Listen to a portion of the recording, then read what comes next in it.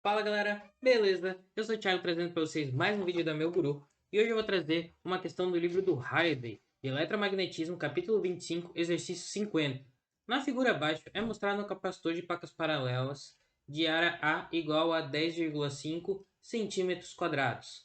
A distância entre as placas 2D é igual a 7,12 milímetros. O lado esquerdo do espaço entre as placas é preenchido por um material de constante elétrica K1 igual a 21. A parte superior do lado direito é preenchido com um material de constante de elétrica K2 igual a 42 e a parte inferior do lado direito é preenchido por um material de constante de elétrica K3 igual a 58. Qual é a capacitância? Bom, galera, como é que a gente vai trabalhar esse circuito? Não é um circuito, né? É um capacitor. Como é que a gente vai conseguir calcular a capacitância total desse nosso capacitor se ele possui três elétricos, cada um em um formato diferente, em um local? Então a gente vai ter que trabalhar isso daqui num modelo circuital de um capacitor. Bom, eu posso dizer que esse capacitor aqui é a mesma coisa que desenhar um capacitor aqui do lado.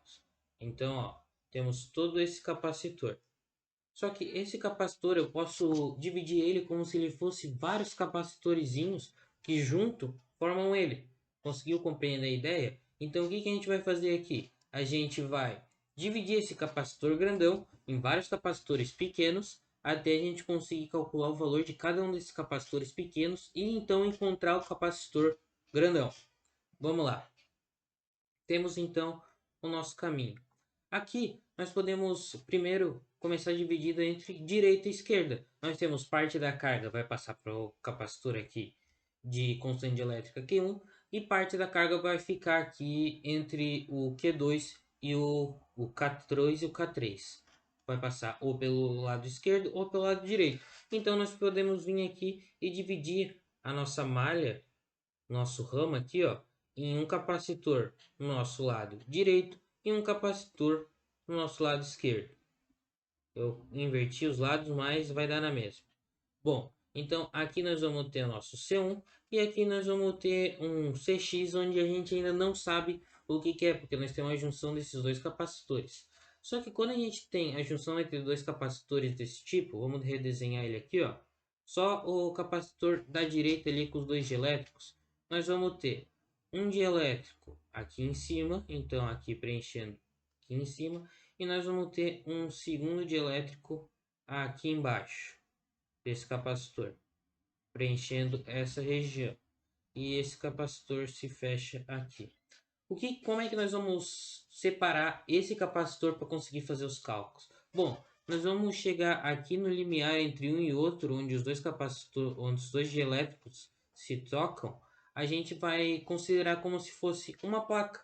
Essa junção fosse uma placa, ou seja, como se a gente tivesse um capacitor só nessa parte de cima e aqui embaixo um capacitor só nessa parte de baixo. Então aqui nós teríamos um C1, um C2 e aqui embaixo um C3. Ou seja, a gente vai ter um capacitor atrás do outro, é a mesma coisa que falar que temos capacitores em séries. Nós podemos vir aqui então nesse nosso desenho e ao invés de desenhar um capacitor só, nesse lado direito nós podemos desenhar dois capacitores em série. Então nós vamos ter aqui o nosso C2 e nós vamos ter aqui o nosso C3. Então agora nós temos três capacitores menores separados, onde cada um a gente consegue calcular utilizando aquela velha equação. Qual equação? Vamos lá. Capacitância é igual a constante de elétrica vezes a permissividade no vácuo vezes a área da placa dividido pela distância. Bom, temos alguns detalhes para tratar agora antes de começar a fazer os cálculos. A nossa permissividade do vácuo é uma constante e ela é igual a 8,85 vezes 10 na menos 12. E agora dois detalhes importantes. A nossa área aqui ela é dada em centímetros quadrados, então a gente quer em metros quadrados para utilizar a unidade padrão. Então a área vai ser igual a 10,5 vezes 10 na menos 4 metros quadrados. E a gente também tem a distância em milímetros, só que note, a distância é dada como 2D, ou seja, a distância entre uma placa e outra. E D é a distância aqui onde a gente tem essa quebra do dielétrico, onde muda o dielétrico aqui no lado direito. Então, a gente tem que D é igual a 7,12 milímetros dividido por 2. Isso daqui vai dar um total, então, de 3,56 milímetros. Isso daqui é 3,56 vezes 10 na menos 3 metros. Beleza? Então agora a gente já consegue começar os nossos cálculos dos capacitores, porque já temos todos os dados aqui na nossa questão. As constantes elétricas estão aqui no enunciado. Bom, para o nosso C1. Para o nosso C1 nós temos uma constante dielétrica igual a 21, então nós vamos ter 21 vezes a nossa permissividade no vácuo, vezes 8,85 vezes 10 na menos 12, vezes a nossa área. Só que note, a área dos nossos capacitores não é a área completa, é a área dividida por 2, porque é metade para um lado, metade para o outro lado. C1 só está na nossa metade esquerda, então vai ser a nossa área dividida por 2, vezes, então, 10,5 vezes 10 na menos 4, dividido por 2. E tudo isso é dividido pela distância de 2D. Então, vai ser 7,12 vezes 10 na menos 3. Então, 7,12 vezes 10 na menos 3. Isso tudo, galera, vai dar um resultado que eu vou calcular aqui na calculadora e já volto. Voltei, calculei e nós temos uma resposta final aqui para o nosso capacitor 1 de 13,7 picofarad. Bom, encontramos o valor de C1, agora precisamos encontrar C2 e C3. Para C2 e C3, nós vamos ter o quê?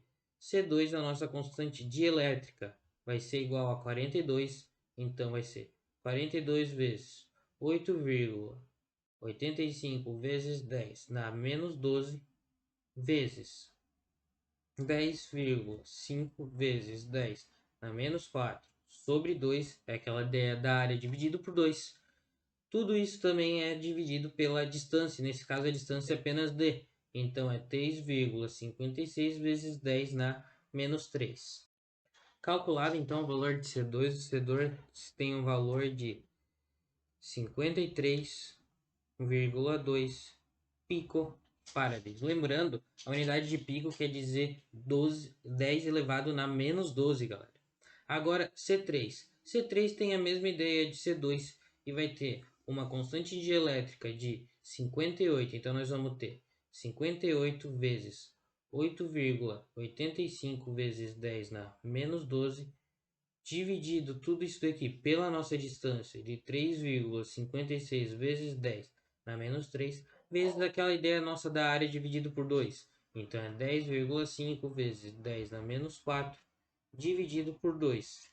Tudo isso daí, galera, vai chegar numa resposta final de 73,5 picofarad.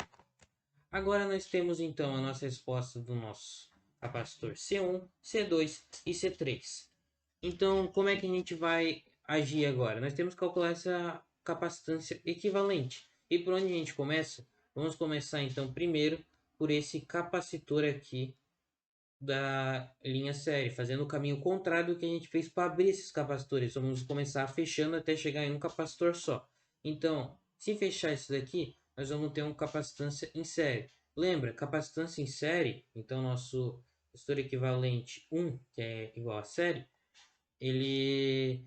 Capacitores em série, a gente usa aquela regra do produto sobre a soma. Então, nós vamos ter que vai ser C2 vezes C3 dividido por C2 mais C3. Isso daqui vai dar um total de 30,9 picofarads. Então temos agora um valor para a nossa capacitância equivalente 1. Então, tendo a nossa capacitância equivalente 1, isso daqui vai se tornar aquele nosso capacitor inicial que nós tínhamos aqui do nosso lado direito, que é um capacitor único de capacitância equivalente 1.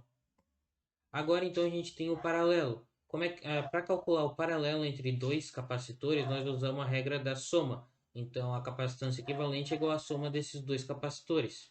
Então, o nosso capacitor equivalente 1 é igual a 13,7 pico mais 30,9 pico. Bom, galera, efetuando o cálculo final aqui, eu percebi que eu tinha cometido um erro na hora de incluir um valor aqui na calculadora, tanto em C2 quanto em C3. Eu acabei aproveitando a mesma conta de C2 para calcular C3 e acabei cometendo um erro de valor. E, na verdade, o valor de C2 é igual a 54,8 picofaraday e o valor de C3 é igual a 75,7 picofaraday. Isso vai nos dar uma capacitância equivalente 1 de 31,7 picofaraday. Então, nossa capacitância equivalente total não é capacitância equivalente 1, vai ser a nossa capacitância equivalente total, vai ser igual a 13,7 pico, o nosso valor de C1, mais o 31,7 pico, nosso valor da capacitância equivalente 1. Isso daqui vai dar um valor de 45,4 picofaraday. Bom, conseguimos aplicar então tanto capacitores paralelos quanto em série para conseguir sair de um capacitor desse que seria muito complexo de calcular tudo de uma vez. Então temos que desmembrar ele e calcular capacitores menores para conseguir chegar à nossa resposta final. Espero que você tenha gostado. Deixe seu like, se inscreva no canal, ative o sininho, comenta aqui se quer ver um conteúdo específico, se está gostando, o que você está achando dessa nossa série de vídeos. Muito obrigado e até a próxima, galera.